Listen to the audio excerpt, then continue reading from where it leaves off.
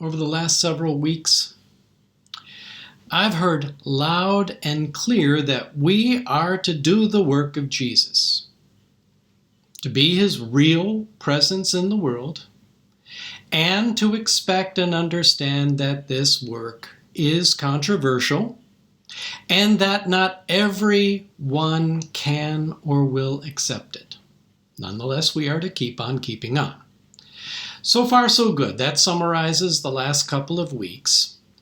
And so far, I believe I had understood what Jesus was saying, and I thought I was ready, willing, and able to follow him come what may. But then came today.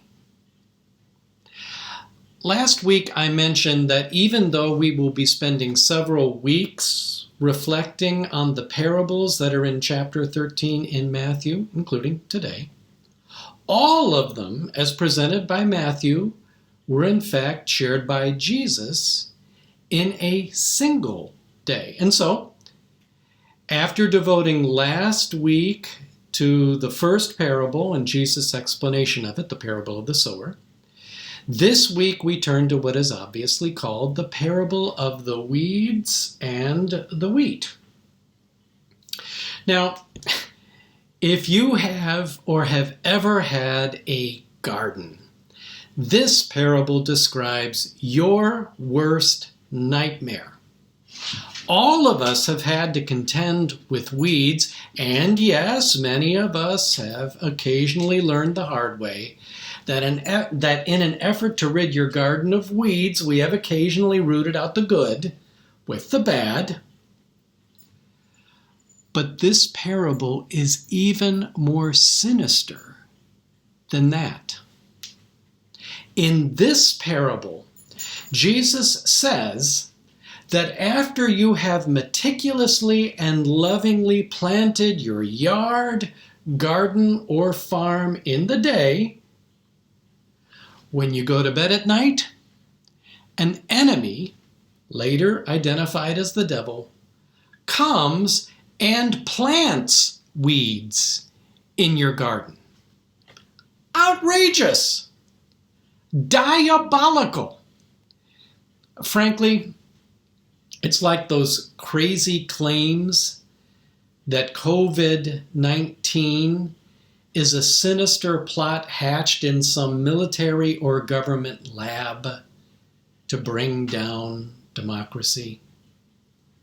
And yet, in this parable, Jesus says that the garden or field that you meticulously planted in the day is indeed sabotaged by enemies at night who plant weeds among your wheat.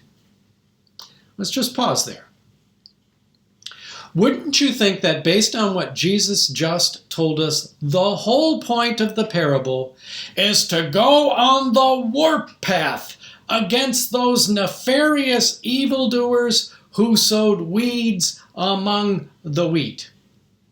Either that, or allow the field hands to do what they wish to do and form teams to root out the weeds. Isn't that what you would expect? Isn't that what you would do? In fact, isn't that what we all do already in our yards, gardens, and vegetable plants? We dig out the weeds. But surprisingly and even shockingly, no. In both the parable itself and in Jesus' explanation of it, the answer is a firm and definite no. So ask yourself why. Why shouldn't we do in the garden of the Lord what we already do on our own? Some close readers of the text speculate that there is a very real and realistic reason why Jesus says no to weeding.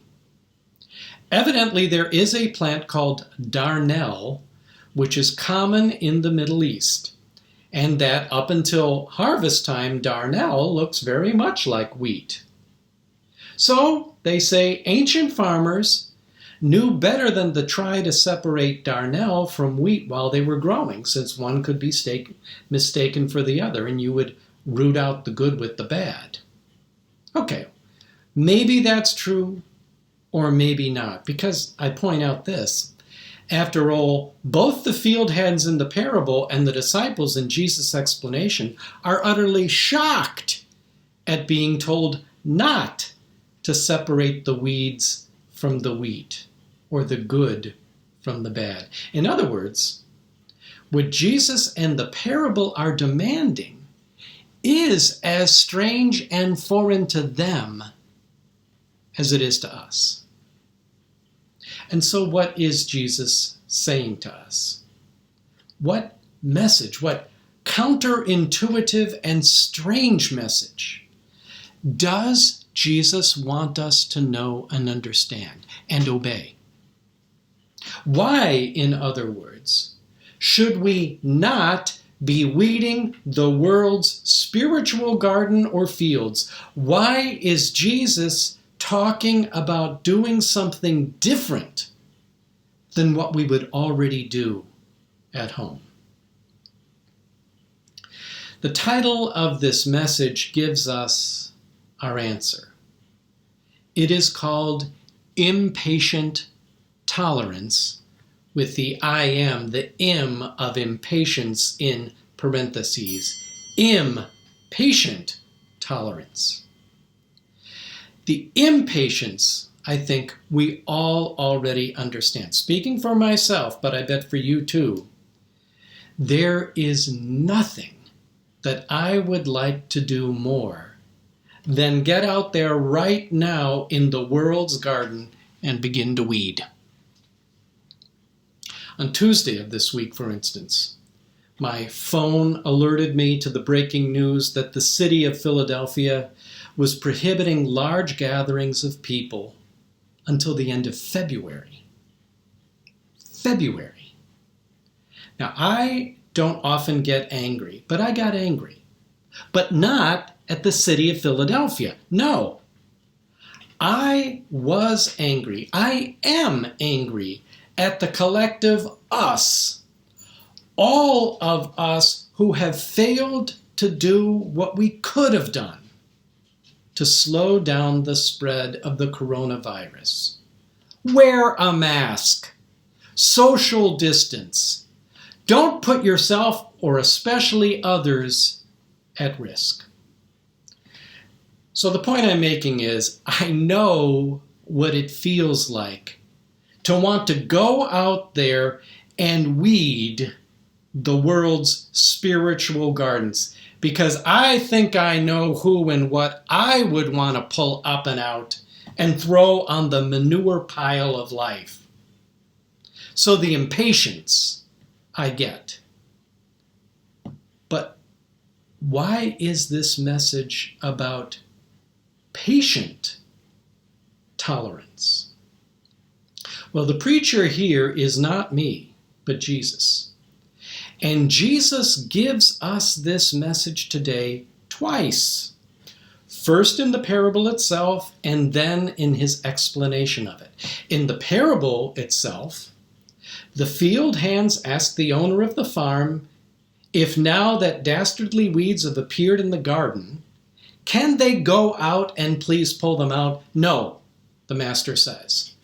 For in gathering the weeds, you would uproot the wheat along with them. So, what should they do instead? Quote, let both of them grow together until the harvest.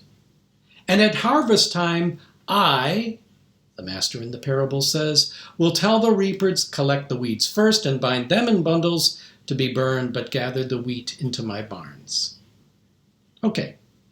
Jesus then repeats this same message when he explains the parable to his disciples. Quote, just as weeds are collected and burned up with fire, Jesus explains, so will it be at the end of the age. The Son of Man will send his angels, and they will collect out of the kingdom all causes of sin and all evildoers. Some of the most damaging things that Christ's church with a capital C has done is to be certain in the past who and what should be weeded out of God's garden. And they have felt free to go out there and do it. Even at a time like right now, when we are frustrated and perhaps, like me, even angry at the weedy and destructive behavior that is damaging the spiritual garden of God's world, Jesus nonetheless preaches patient tolerance. We are not God, and we are not in control. God is. And if God says, leave the weeding to me, and let me decide the right time to do it, as hard as that might be, that is what we are to do. That may be hard, but that's the truth. And that is good news. God is in control, not us. And he says, leave those weeds alone, trust me. I'll take care of them in good time. Patient tolerance. In Jesus' name, amen.